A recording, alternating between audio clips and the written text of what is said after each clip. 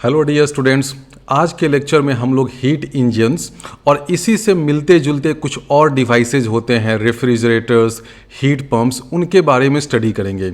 Heat engine क्या होता है? A heat engine is a device that takes in heat and converts a part of heat into useful work. ध्यान देना, यहाँ पर मैंने जो लिखा है converts a part of heat into useful work, यानी कि सारे के सारे हीट को ये वर्क में W में कन्वर्ट नहीं करता है। क्यों नहीं करता है या क्यों नहीं कर पाता है, ये सब हम लोग आगे देखेंगे जब हम लोग second law of thermodynamics study करेंगे। ये सेकेंड लॉ ऑफ थर्मोडायनेमिक्स का ही कॉन्सिक्वेंस है कि अगर कोई हीट इंजन है और उसमें मान लीजिए कि आपने Q1 अमाउंट ऑफ हीट दिया है, तो कुछ ना कुछ हीट Q2 वापस इन्वायरमेंट को रिलीज होगा और वर्क डन W होगा। तो हीट इंजन के डेफिनेशन से ही आप देख रहे हैं कि जो हीट इंजन है वो सारे के सारे Q1 जो भी हीट इनपुट हुआ, इसको मैं Q1 कहूँ या इसको आप Q इनपुट भी समझ सकते हैं, तो जितना हीट इनपुट हुआ सारे हीट को ये वर्क में कन्वर्ट नहीं कर पाता है। दुनिया का कोई भी इंजन कन्वर्ट नहीं कर पाएगा।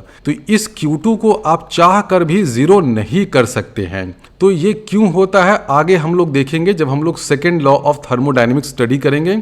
और यहाँ से आप देख सकते हैं कि हीट को आप कंप्लीटली वर्क में कन्वर्ट नहीं कर सकते हैं। अब ये जो हीट इंजन है इसके अंदर में एक वर्किंग सब्सटेंस होता है, कोई वर्किंग गैस होगा या वर्किंग फ्लूइड होगा, और वो जो वर्किंग फ्लूइड है उसका एक साइक्लिक प्रोसेस होता है। साइक्लिक प्रोसेस का मतलब ये हुआ कि जो गैस या जो भी वर्किंग फ्लूइड या वर्किंग सब्सटेंस है उसका इनिशियल स्टेट उसके फाइनल स्टेट के बराबर है, यानी कि गैस घूम फिर करके वापस वहीं पे आ गया after completion of one cycle. तो किसी भी इंजन के अंदर में एक वर्किंग सब्सटेंस होता है, वो या तो कोई आइडियल गैस हो सकता है या कोई रियल गैस भी हो सकता है, लेकिन जो भी वर्किंग सब्सटेंस होगा वो साइक्लिक प्रोसेस करेगा और हीट इनपुट या वर्क डन ये सब हम लोग फॉर वन साइकिल कंसिडर करते हैं। और ध्यान दो, अब तक मैंने ये बिल्कुल कंडीशन नहीं लगाया है कि ये जो प्रोसेस है वो रिवर्सिबल है, ऐसा मैंने कुछ नहीं बोला है। सिर्फ ये बोला है कि ये जो वर्किंग सब्सटेंस है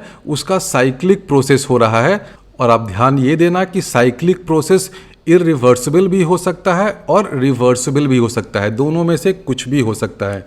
तो अभी जो मैं थियरी डेवलप कर रहा हूं that is true for all kind of processes whether irreversible और रिवर्सिबल। जब हम लोग रिवर्सिबल वाला कंडीशन लगाएंगे उस टाइम मैं बता दूंगा। तो ये तो समझ में आया कि साइक्लिक प्रोसेस हो रहा है and initial state is equal to final state. अगर इनिशियल और फाइनल स्टेट सेम है तो आप ये भी लिख सकते हैं कि U initial is equal to U final, बिल्कुल लिख सकते हैं। ये प्रोसेस रिवर्सिबल हो या इरिवर्सिबल हो, ध्यान दो, अगर इरिवर्सिबल साइकिल या इरिवर्सिबल प्रोसेस भी हो रहा है तो भी अगर initial state is equal to final state है तो U initial will be equal to U final, क्योंकि U क्या है? ये एक स्टेट वेरिएबल है, ये स्टेट ऑफ द सिस्टम पे डिपेंड करता है, ये प्रोसेस पे डिपेंड नहीं करता है। यानी कि U इस बात पर बिल्कुल डिपेंड नहीं करता है कि आप जिस प्रोसेस से आए हैं वो प्रोसेस रिवर्सिबल था या इरिवर्सिबल था। तो अगर एक साइक्लिक प्रोसेस हो रहा है, initial state is equal to final state है, तो U initial will be equal to U final. इसका मतलब मैं क्या कह सकता हूं? इसका मतलब उस पूरे प्रोसेस में obviously delta U will be equal to 0। तो इस हीट इंजन में अगर आप फर्स्ट लॉ ऑफ थर्मोडायनेमिक्स लगाइए इस इंजन को सिस्टम मानते हुए, तो इसमें देखो Q1 amount of heat input हुआ तो ये पॉजिटिव कहलाएगा, इसमें से Q2 अमाउंट ऑफ हीट निकल गया तो ये नेगेटिव कहलाएगा। तो हम लोग कह सकते हैं ना Q1 minus Q2 is equal to delta W या वर्क डन, बिल्कुल कह सकते हैं। फर्स्ट लॉ ऑफ थर्मोडायनेमिक्स क्या कहता है? Delta U this is equal to delta Q minus delta W। अब डेल्टा U 0 है भाई, इसको 0 कर दो, it means delta Q is equal to delta W। Delta Q क्या है?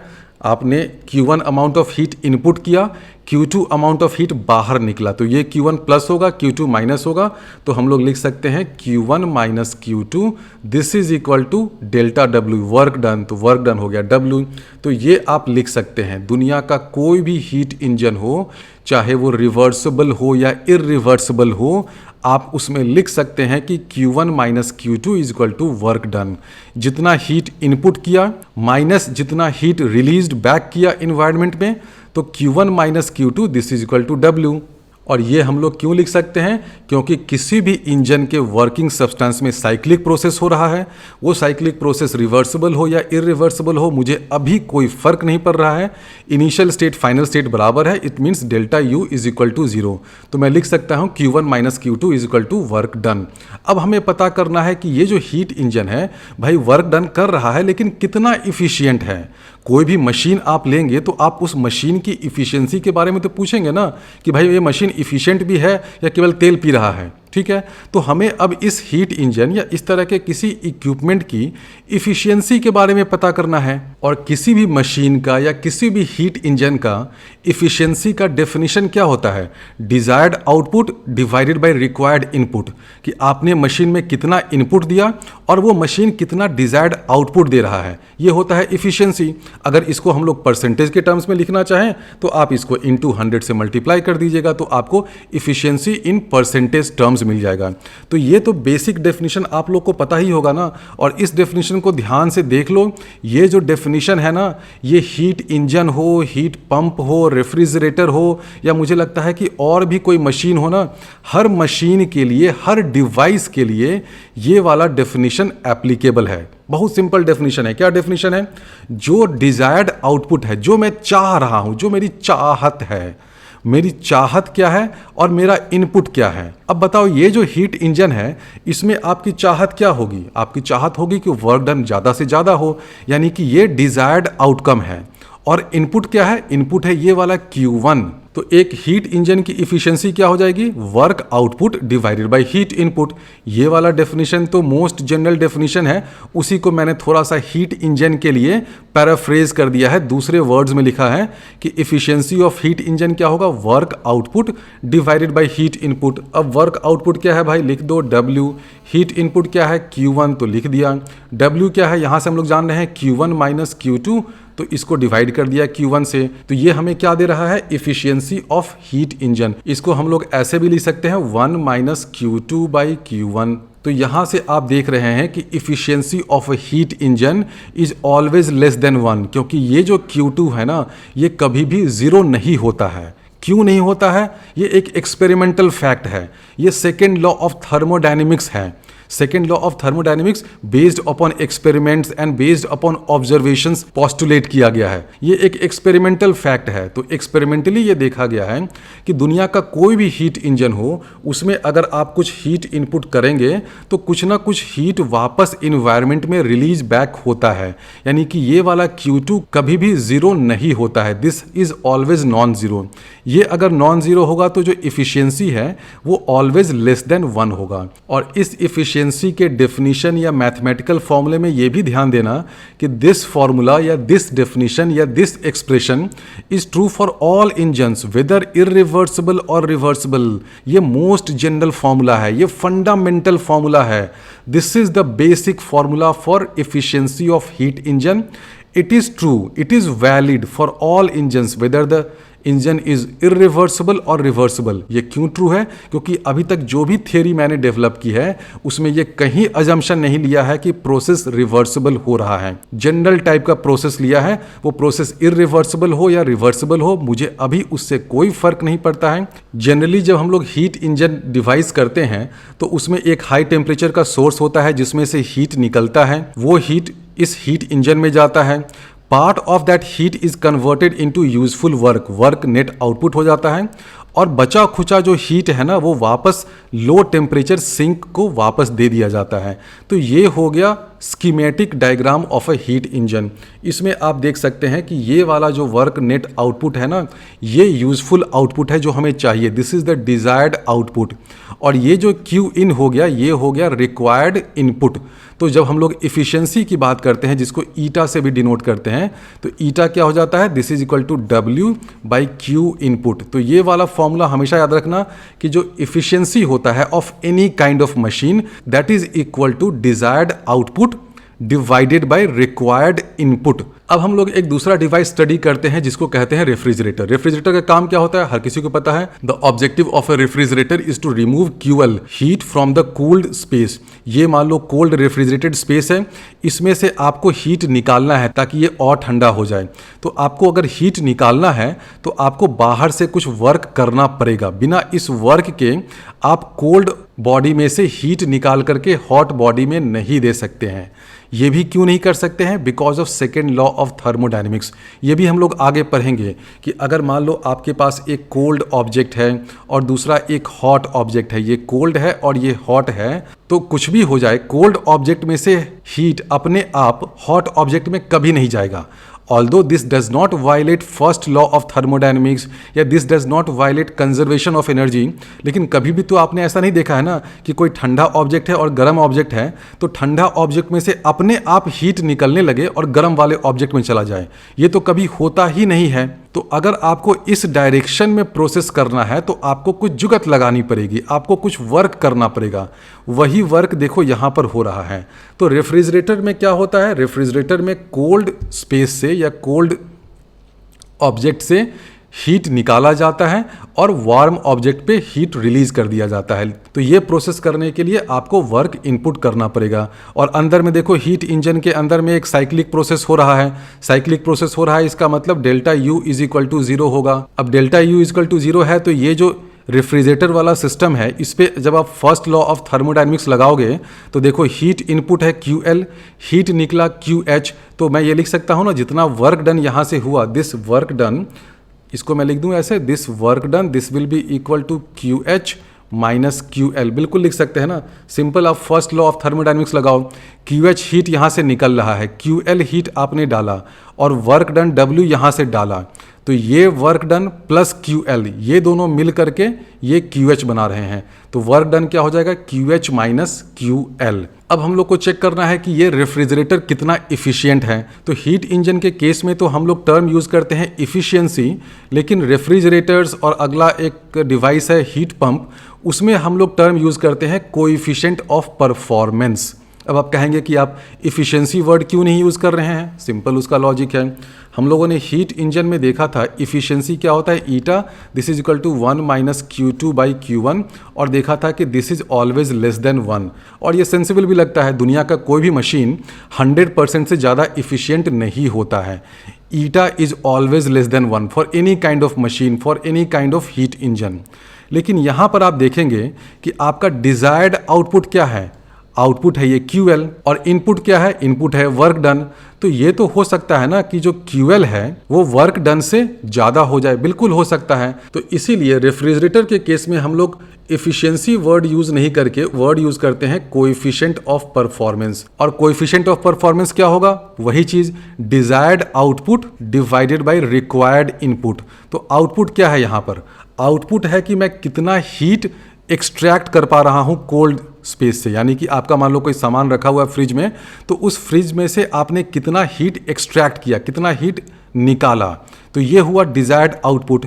और इनपुट क्या हुआ, कितना वर्क डन आपको करना पड़ा, आपका कितना पावर कंजम्पशन हुआ, आपका रेफ्रिजरेटर कितना बिजली खा रहा है, तो ये हो गया इनपुट। तो कोएफिशिएंट ऑफ परफॉर्मेंस क्या होगा, आउटपुट बाय इनपुट। तो इसको हम लोग लिख सकते हैं QL divided by W, where QL is heat extracted from the cold space. तो अगर आप चाहें तो W को QH माइनस QL भी लिख सकते हैं, बिल्कुल सही। तो आप इसको चाहें तो ऐसे भी लिख दीजिए, QL divided by QH minus QL। ये सब मैनिपुलेशन आप कर सकते हैं डिपेंडिंग कि क्वेश्चन में आपको कौन सा वैल्यू दे रखा है।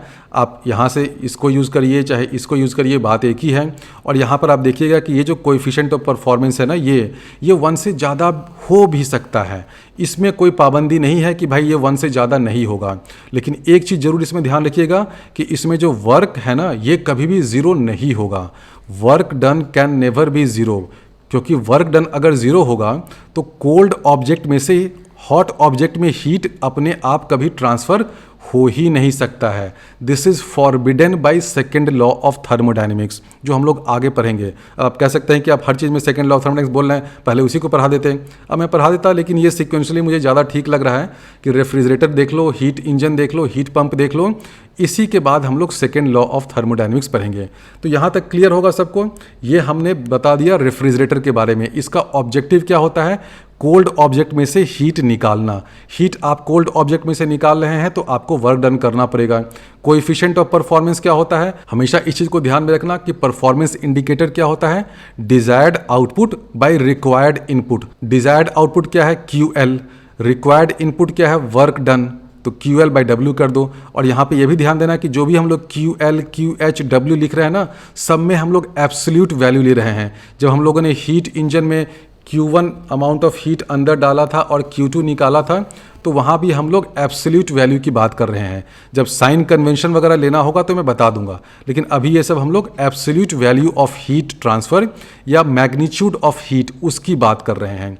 तो ये कोएफिशिएंट ऑफ परफॉर्मेंस का फॉर्मूला समझ में आ गया, बहुत सिंपल है। आगे ये सारे फॉर्मूले को आप TL, TH, टेम्परेचर के टर्म्स में भी कर सकते हैं। कब कर सकते हैं, जब ये सारा प्रोसेस रिवर्सिबल हो जाए और प्रोसेस के अंदर एक स्पेशल काइंड ऑफ साइकिल हो जाए जिसको कहते हैं कार्नो साइकिल। तो कार्नो साइकिल होने के बाद ये सब फॉर्मूला टेम्परेचर के टर्म्स में भी हम लोग लिख सकते हैं। लेकिन अभी हम लोग जनरल केस की बात कर रहे हैं, यानी कि अभी इस रेफ्रिजरेटर में रिवर्सिबल प्रोसेस भी हो सकता है या इरिवर्सिबल प्रोसेस भी हो सकता है, दोनों में से कुछ भी हो सकता है। ये जो फॉर्मूला है ना, this is valid for all kinds of refrigerator, whether उसमें इरिवर्सिबल प्रोसेस हो या रिवर्सिबल प्रोसेस हो, कोई फर्क नहीं पड़ता है।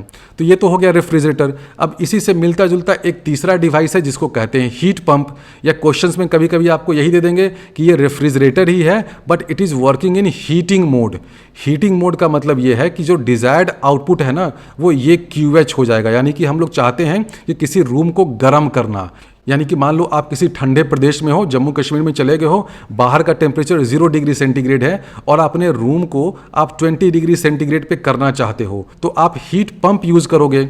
वो हीट पंप क्या करता है, बाहर से हीट एक्सट्रैक्ट करके आपको रूम में अंदर एक्स्ट्रा हीट देता है। तो देखो, आप ठंडे सराउंडिंग में से हीट एक्सट्रैक्ट करके गर्म सराउंडिंग में दे रहे हो, तो इसको करने के लिए आपको बाहर से वर्क डन करना पड़ेगा।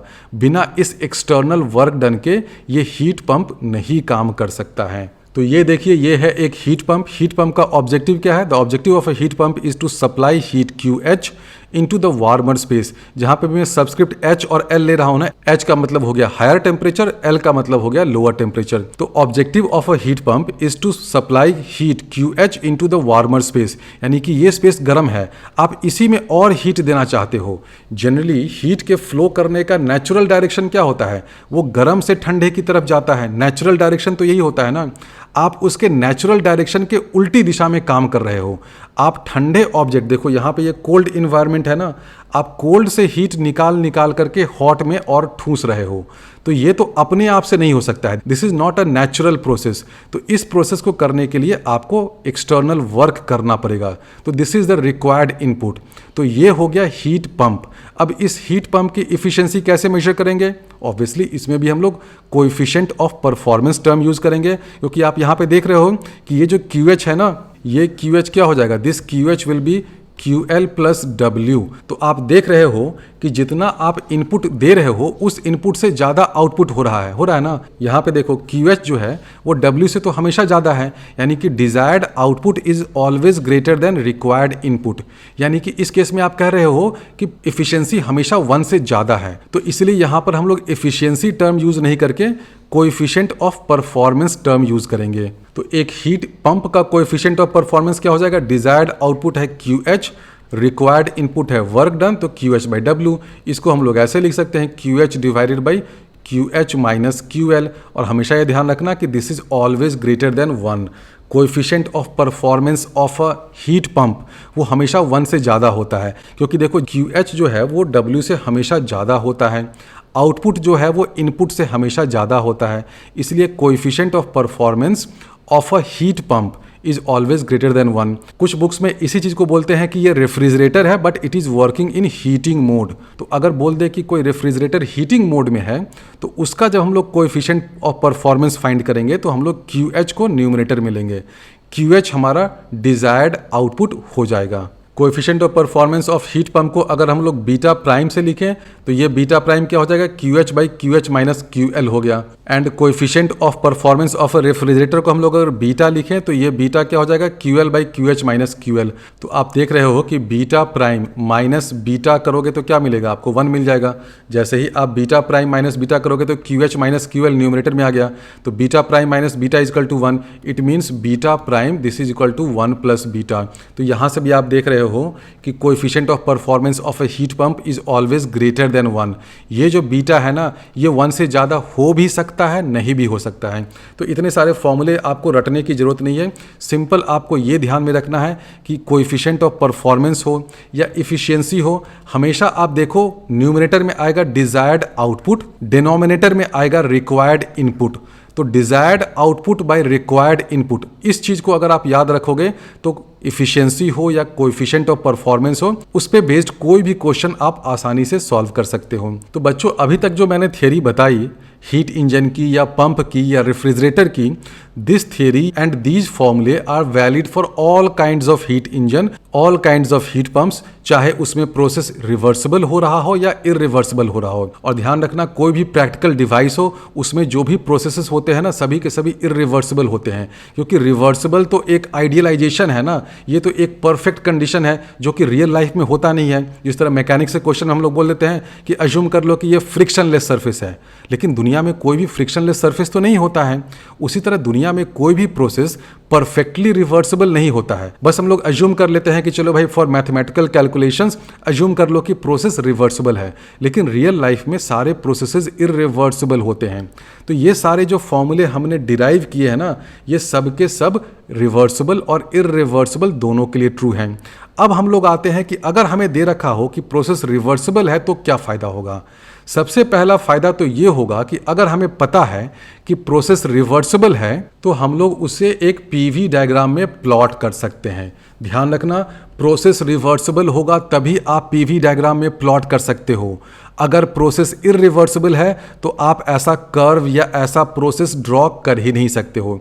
तो अभी हम लोग अज्यूम करते हैं कि जो भी प्रोसेस हो रहा है उस हीट इंजन में या हीट पंप में या रेफ्रिजरेटर में सभी के सभी रिवर्सिबल प्रोसेस हैं। तो मान लो हमने उस प्रोसेस को पीवी डायग्राम में प्लॉट कर दिया और वो प्रोसेस ऐसा कुछ हो गया। तो ये पीवी डायग्राम किसका है? उस इंजन में या उस फ्रिज में जो वर्किंग सब्सटेंस है, जो आइडियल गैस या जो रियल गैस है, उसका प्रेशर वॉल्यूम डायग्राम है। और ये साइक्लिक प्रोसेस होना है, क्योंकि कोई भी इंजन हो या फ्रिज हो, सब में हमने दिखाया था ना कि वो साइक्लिक प्रोसेस कर रहा है, यानी कि initial state is equal to final state. तो अगर साइक्लिक प्रोसेस इस डायरेक्शन में हो रहा है, क्लॉकवाइज डायरेक्शन में हो रहा है, तो हम लोग जानते हैं कि वर्क डन क्या होगा, बताओ तो जरा।